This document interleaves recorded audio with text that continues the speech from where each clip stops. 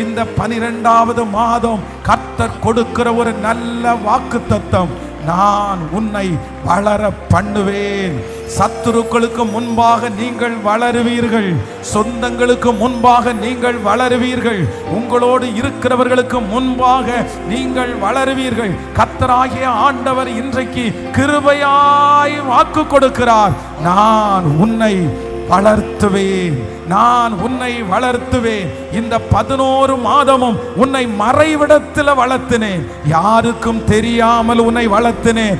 ஆனால் இந்த 12வது மாதம் அநேகர் காணும்படியாக, அநேகர் பிரமிக்கும்படியாக மறைந்திருந்த உன்னை நான் வெளியரங்கப்படுத்தி, மறைந்திருக்கிற உங்களையும் என்னையும் வெளியரங்கமாய் அநேகருடைய கண்ணு காண வளர்த்துவேன். உங்க பிள்ளைகளை வளர்த்துவேன். கர்த்தர் கொடுக்கிற நல்ல வாக்கு